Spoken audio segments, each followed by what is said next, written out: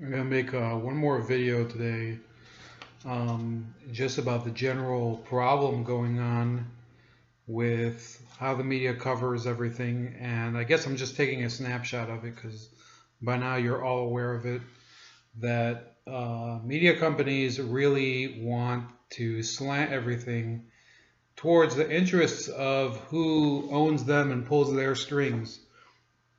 And nothing exhibits this more than the past few days of focus, where you had an old man getting murdered by a young guy, a young, huge, apparently sociopathic guy, a black guy in my city.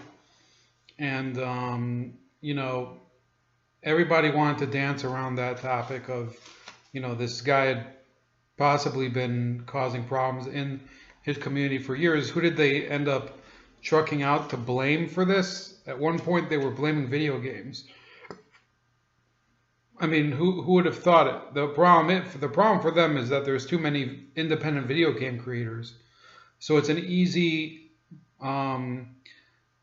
sector to attack because there's nobody all powerful there to piss off. EA Sports, for example, or EA Games, whatever they're called, they're not super dominant. Not anymore, at least. I'm not a gamer, but I would know that at least. You see that in a lot of other cases where they just let themselves fall into these traps. There was a article a few days ago that was, I actually did kind of fall for it, although I pulled back at the last second.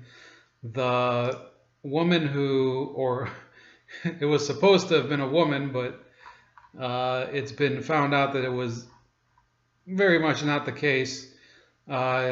This person in South Africa wrote a fake article called "White Men Should Not Be Allowed to Vote," or could it be time to deny white men the franchise?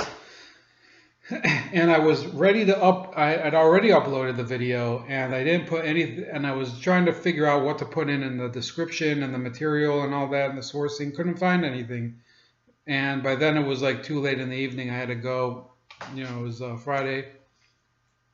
So I thought, this might actually be fake. I sat on it for a whole 24 hours. So I actually went on a day later, found the correction. I think many people had already seen it. It was probably a few hours later. So, they basically retracted it, the Huffington Post. And lo and behold, today it turns out it was a white South African guy that wrote it. Completely took the Huffington Post hook, line, and sinker with it. It was one of the greatest pranks of all time. The Huffington Post, I'm hoping, never recovers from this. It's basically been discredited so many times, though, that who the hell knows? They may as well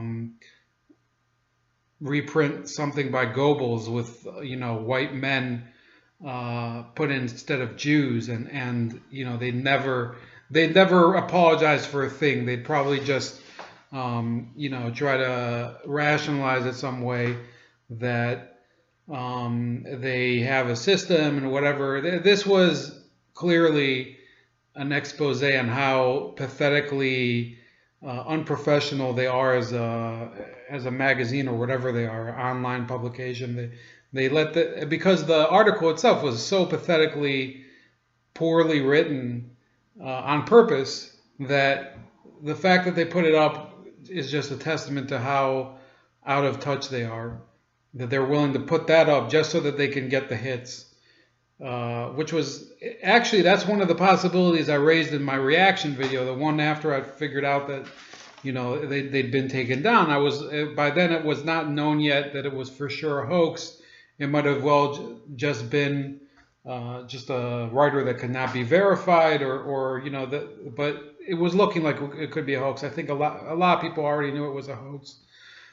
That was another thing that and this was taken by the media far beyond South Africa. People were, in the liberal media too, in the conservative media, everybody was piling on their angle on the article. I think if you really read it like on the surface, you know, again, it's hard to know because some actual articles that are put out today are almost as bad or worse than this article in terms of their writing quality. But there was something about it, just from the researching, I could tell that it was kind of weird, so I didn't go ahead and publicize my video. But yeah, I was kind of fooled by it too.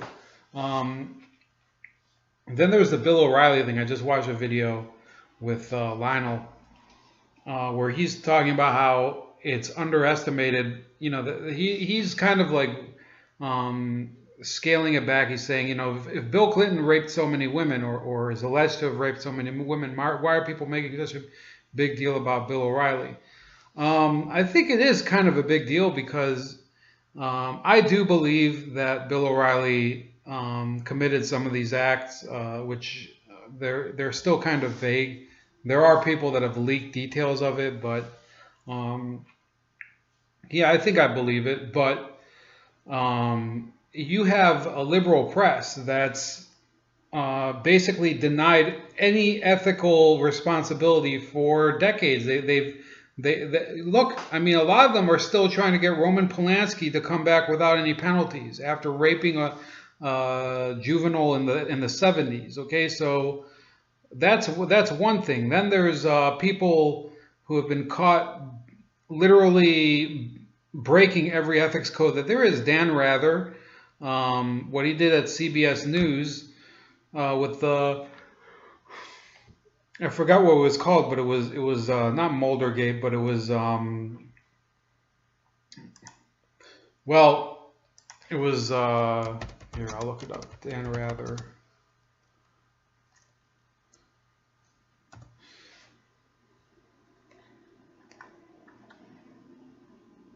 It was called the Killian documents. He got fooled pretty bad. What did they give him, you know, for basically posting not just fake news, but a total forgery, you know, a forgery that he got fooled with and never gave up. They gave him a flattering movie starring Robert Redford as him. And I think it wasn't Meryl Streep, it was Gwyneth Paltrow or somebody. No, it was Kate Blanchett as his editor, both of whom were completely exposed for being just, you know, they breached every code of how to research a story. So they got a movie called Truth, okay, and I've never seen the movie because it costs too much on Amazon to watch, but anytime you get some sort of movie, a biopic featuring Kate Blanchett and Robert Redford, it's pretty much kissing your ass. Doesn't matter what the real story is. They can make even a mass murderer look like you know, happy-go-lucky Monopoly man or something. That's the effect that it has. So, you know, the media now jumping on Bill O'Reilly, I think it's definitely a case of the pot calling the kettle black. How many times have they been caught with their pants down for all these issues? Now, some people, Lionel was making the point, why aren't they so pissed about Bill Clinton's rapes? Yeah, I think I agree too. I do agree. The fact is, though, that in any case, Bill O'Reilly is on the other tier of the multi-tiered justice system. He was able to pay out a massive settlement.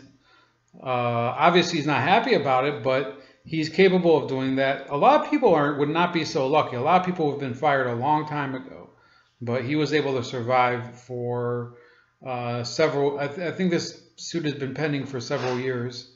What else? This other thing that the media was freaking out about was the Georgia congressional race, where they were pinning all their hopes on this clown, this schnook, Jon Ossoff. And I had to laugh when it didn't come through. Um, Look, every single every single by-election and race from now until 2018 is going to be labeled a referendum on Donald Trump. And what the media is failing to realize is that soon Donald Trump may even be mild compared to some of the other characters that are coming. In a day or two, Marine Le Pen's party may end up being the largest party in the French Parliament, or she might become president of France. And the opinions that she's expressed and the background that she comes from make Donald Trump, I said it earlier, it makes him look like Justin Timberlake. Now, I'm not for or against Marine Le Pen. I don't really care about the French personally. I have no ties to France. I've never learned any French. I always took Spanish in high school. I much prefer the British, and I prefer that the British have this happen to her. But, you know, on a purely observational level, I think Le Pen is a much more common sense solution for the French than any of these clowns that have been running the country for decades. France has been run by this cabal of socialist oligarchs for the past few decades. Some of them are open socialists. Some of them are basically compromised socialists. It doesn't matter. They've all led the country into the shadow, further and further into the shadow of Germany as an industrial nation. They've never been quite as efficient as the Germans at anything. They've also lagged behind the British. They've also lagged behind the Italians sometimes, and that says something, because half of Italy is practically a third world wasteland. The southern half of Italy is not. It's just not prosperous. I don't know if I should say that they're third world, but they're definitely not up to the standard of Western Europe. The backwater parts of Italy kind of drag it down. With France, it's an entire national economic system where you have these strikes and you have these labor laws. I think a couple years ago they had some bizarre law that they passed saying that employers couldn't contact workers on off hours. That I think is a little bit. It's definitely an exaggeration, because no two jobs are the same. You could have, obviously with certain jobs you'd find it very strange to have your boss call you, but let's be honest, there's plenty of jobs where there's necessities there. So I think that if this does happen, it's going to be the end of an era, and that era is that of the European pivot in the media. What do I mean by European pivot? Every time we had a leader here in the United States that the press deemed was unworthy and that they didn't really represent the America that they believed in, they would pivot to Europe and they would point at a leader that they thought was the real embodiment of liberal values, or at least their values, tolerance, whatever it was. And in many cases, that was French leaders. There were leaders like Jacques Chirac during the Iraq War. He refused to go along with President Bush's decision to go into Iraq. Many people would probably say that was a better idea, but Chirac was also amazingly corrupt. Sarkozy was also somewhat admired by the French. This Hollande, the current president, was admired by many people. And when it wasn't Europe, when it wasn't France, it was Canada with this Justin Trudeau. For years, people he's only been in power, I think, for 2 or 3 years, but Justin Trudeau was thought of as, their Obama. Obviously not black, but he had all of the same charismatic characteristics. And also Obama, if you really think about it, he was the guy that many people in the press believed was he was too good for Americans. He was. It's almost like we didn't even deserve him to them.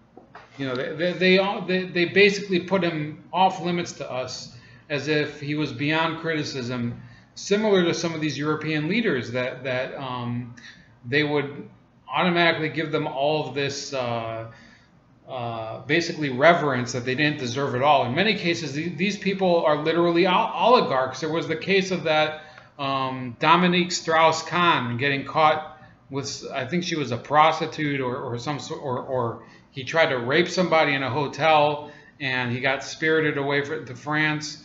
Now, I don't know if he was ever convicted of it. I don't know if he was ever officially, there's never a lot of these things. They could go either way, but the press here in the United States never gave him the amount of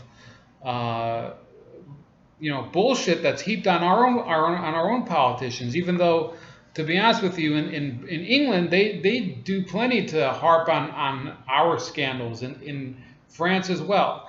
In Europe, they don't give a fuck about sensitivity to American, the needs of the American politician, which, I'm not asking them to.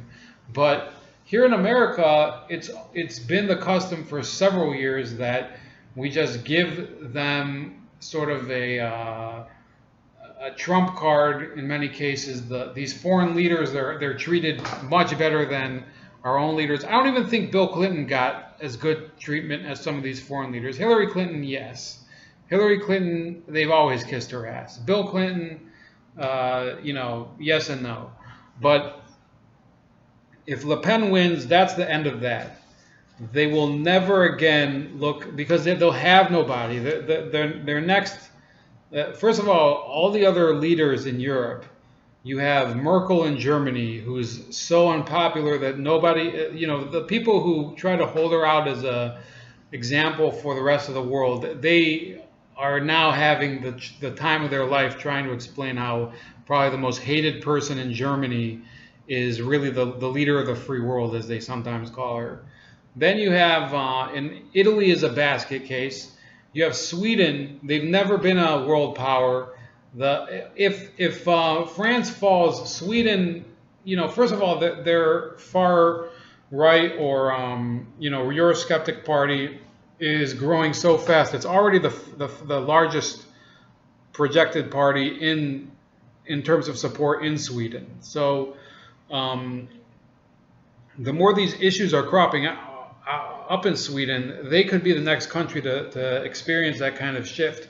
Italy will, I believe, be the next country to really reject the European Union. So once that happens, that's the end of the European grand tour of the American media, where they believe that they can just, when our leaders don't live up to their standards of behavior, to their standards of values, to their standards of basically kissing their ass in order to get their ass kissed in turn, they're not going to have anybody to turn to in Europe. At least to I think Merkel could stay, but are they going to end up being ass kissers to Germany, a country that's basically threatening Greece, trying to extort every other country into staying in the EU? I don't know. That's a good question. But all of these cases, I've brought you through cases like as ones that are local cases. The Cleveland case with the Facebook murderer. I've brought you through the Georgia primary. I've brought you through the O'Reilly issue. The media is an illusionary and pretty much bankrupt institution now, and it might be that pretty soon they're going to just fade and give way to probably new types of media. I don't know who they're going to be. There's a number of people that I hope will be part of it. We'll see what happens. I'm going to try to, give my voice out there if people are interested. But, there's definitely people out there who've established themselves much more and have a great audience. Sargon, for example. I think that, I don't have to tell you who have been on YouTube longer than I have who to look for. So Anyway, this is Ramon. Have a great night. It's very late, by the way. And I hope we're going to talk tomorrow. There's another Clinton video I'm working on. And this is Bold Like a Leopard. You can find Bold Like a Leopard on Facebook at Chef Leopard, and on Twitter at Chef Leopard, and on VidMe at Chef Leopard, on the blog startingleopard.blogspot.com, and on YouTube, obviously. Have a great night, and we'll see you tomorrow.